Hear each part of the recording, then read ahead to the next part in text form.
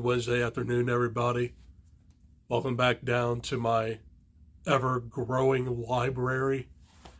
And today, it's the day before the end of the month. That means I have a medium-sized book haul for you guys today. So, the books right behind me were all from Barnes & Noble, so I didn't go on Amazon or anywhere else. I just went to Barnes & Noble. So without further ado, let's go ahead and kick this dog off with the first book I want to show off. These are no particular order. They're just the way I arrange them. First book I want to show off is The Kaiju Preservation Society by John Scalzi. And this is like a sci-fi creature feature in a way. And I think it has something to do with kaiju coming together during the COVID-19 breakout in New York. So I've heard a lot of good things about this. It's a relatively brand new book. I mean, it released in 2022, so it came out last year. So it deals with like current events, of course. So I picked it up to see what it is. The Kaiju Preservation Society by John Scalzi. I'm going to do it that way. Next is Wendigo Island by William Kent Krueger. And this is another Cork O'Connor mystery thriller. And I'm going to read the back of it. A missing persons case leads Cork O'Connor to the most wicked corners of humanity in this haunting mystery from William Kent Krueger's richly acclaimed New York Times best-selling series. In every human being, there are two wolves constantly fighting. One is fear, and the other is love. The one that wins the battle, the one you feed. Always the one you feed. When the body of a teenage Ojibwe girl washes up on the shore of an island in Lake Superior, the residents of the nearby Bad Bluff Reservation whisper that it was the work of a deadly mythical beast, the Wendigo. But as soon as Cork O'Connor, former sheriff turned private investigator, starts asking questions about the girl and her missing 15-year-old friend Mariah, no one will talk. Holding tight to his vow to find Mariah for her desperate family, Cork makes his way to the old port city of Duluth, a modern-day sex trafficking center. With only the barest hope of saving her from men whose darkness rivals that of the legendary Wendigo, Cork prepares for an epic battle that will determine whether fear or love will truly conquer all. So I haven't read anything from William Kent Krueger yet, but I have a few of his books, so this is in the collection, Wendigo Island. And I definitely do like that title as well. This particular book is 339 pages, so it's average. So that's Wendigo Island.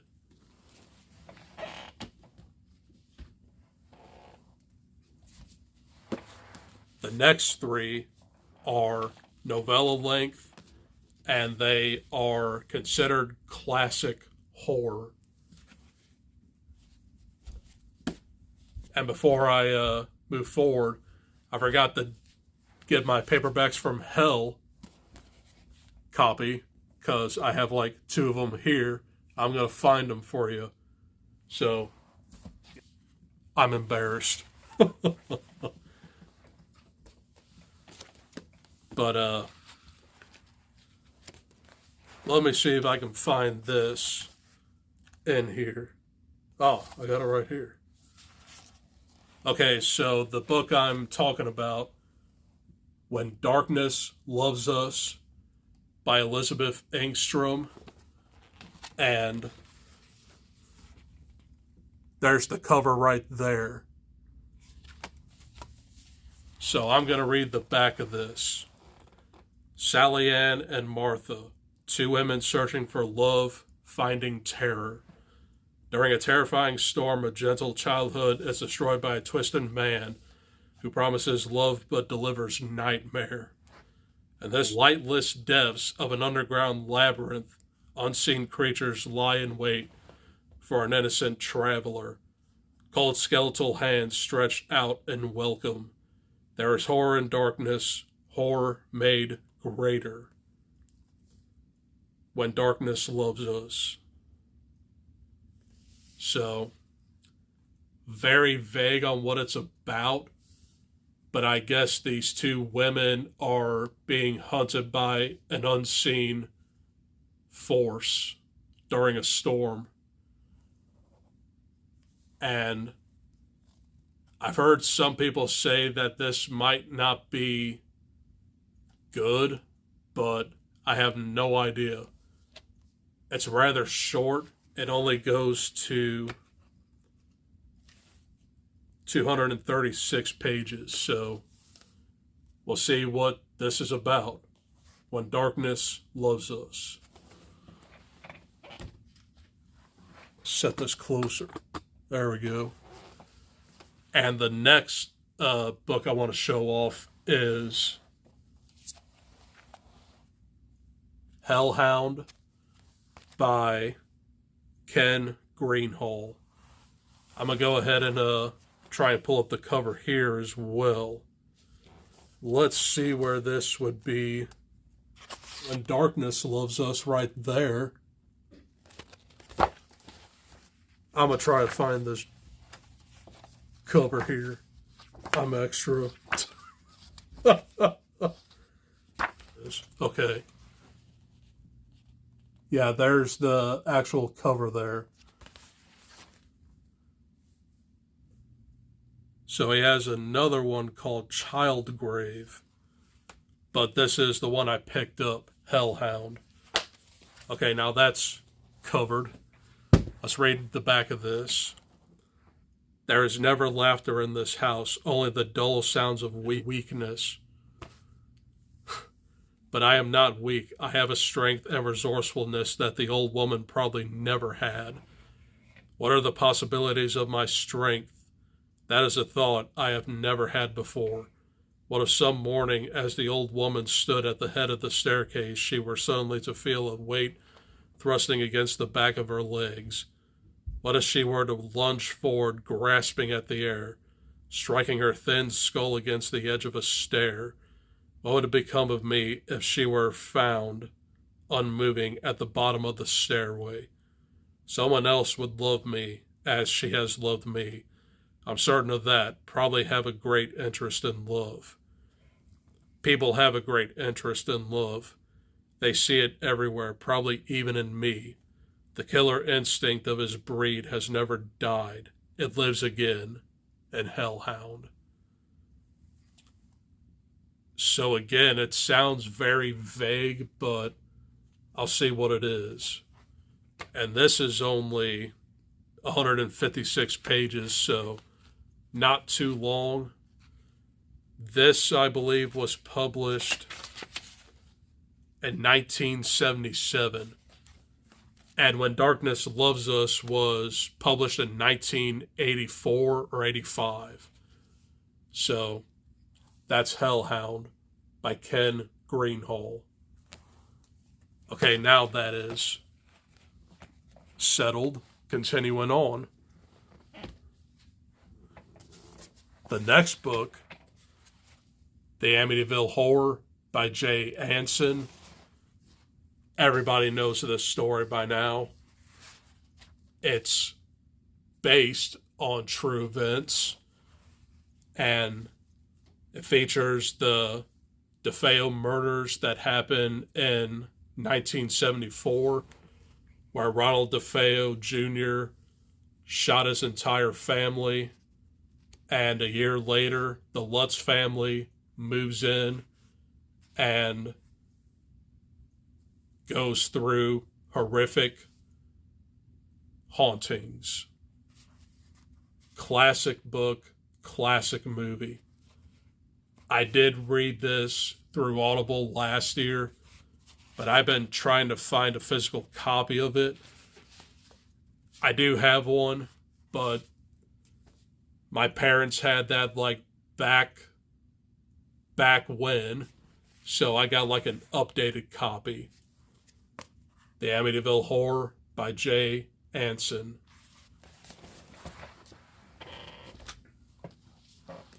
Next is They Lurk by Ronald Malfi, and this is a newer collection of 5 novellas. They are Skullbelly, The Separation, The Stranger, After the Fade, and Fierce. So I'm going to go ahead and read all of the synopses. They're very short. So, Skullbelly. Private investigator John Jeffers is hired after 3 teenagers disappear in a forest, and in the process learns of a terrible local secret. The Separation. Is Marcus's old friend Charlie suffering from a nervous breakdown, or are otherworldly forces at work? The Stranger. David finds a stranger sitting behind the wheel of his car. The doors are locked and there's a gun on the dashboard. And then the insanity started. After the Fade. A girl walked into a small Annapolis tavern, collapsed, and died. Something had lashed itself to the base of her skull, and it didn't arrive alone. Fierce. After a car accident and a nightmarish snowstorm, a teenage girl and her mom encounter gruesome madness. These all sound really, really good. And I think the cover here features Fierce, because it's got like a snowy look to it. So I picked this up, and I really want to try and get into Ronald Malfi next year, so this is on the list. They Lurk. Followed by Last Days by Adam Neville. Another giant mess of a book. And I like the blurb here. Britain's answer to Stephen King, blurbed by The Guardian. I'm going to read the back of this. When guerrilla documentary maker Kyle Freeman is asked to shoot a film on the notorious cult known as the Temple of the Last Days, it appears his prayers have been answered. The cult became a worldwide phenomenon in 1975 when there was a massacre, including the death of its infamous leader, Sister Catherine. Kyle's brief is to explore the paranormal myths surrounding an organization that became a testament to paranoia, murderous rage, and occult rituals. The shoot's locations take him to the cult's first temple in London, an abandoned farm in France, and the derelict copper mine in the Arizonan desert, where the Temple of the Last Days met its bloody end. But when he interviews those involved in the case, those who haven't broken silence in decades, a series of uncanny events plague the shoots. Troubling out-of-body experiences, nocturnal visitations, the sudden demise of their interviewees, and the discovery of ghastly artifacts make Kyle question what exactly it is the cult has awakened, as well as its interest in him. So, this sounds really, really good. But I've heard Adam Neville's writing style isn't for everyone. And this is a long one. This goes to about 531 pages. So, yeah. But it did sound interesting. That was Last Days by Adam Neville. And now on to my only two hardcover editions. First one, Becoming the Boogeyman by Richard Chismar. And this released in October. I just didn't get a chance to get it because I couldn't find it. But there it was when I saw it. Now it's in my possession. This is the sequel to Chasing the Boogeyman. And it's a meta true crime fiction book. I haven't read the first one yet, so I'll have to see what's going on, but I think this has something to do with like a psychopath stalking a small town. And this just continues the story. And this is a little bit longer than the first one. This goes to 410. And Chasing the Boogeyman goes to only 316. Well, 322, same thing. Because I'm extra, I like read the acknowledgments and all that. I'm just rambling. But yeah, there's those two with my new edition, Becoming the Boogeyman.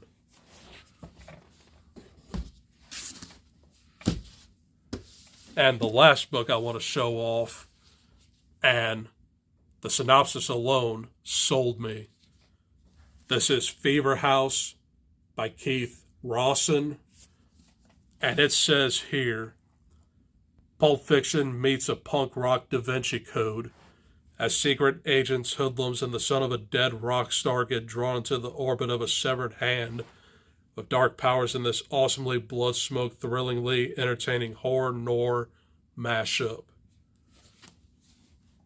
Again, I don't know anything about this, but it was definitely a cover buy. And this goes to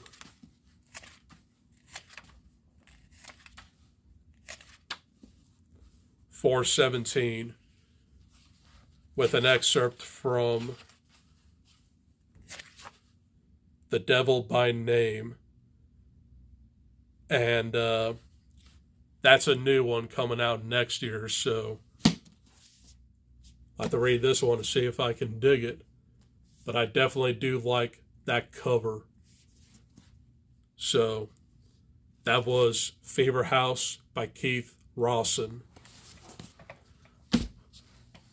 And those are the 9 books I got at Barnes & Noble in the month of November. Sorry about all the stuff with paperbacks from hell, but I'm extra and I just ramble sometimes, but that's all I got for this video. Hope you guys enjoyed. And tomorrow I'm going to bring you my movies I watched in November, and I will also hopefully do a Novella November wrap-up. So you'll at least get one of those two tomorrow. And then over the weekend, I'm going to go see Silent Night. I almost said Violent Night. But I'll have a review on that as well. But other than that, hope you guys enjoyed this video, and I'll see you in the next one. Adios. Peace.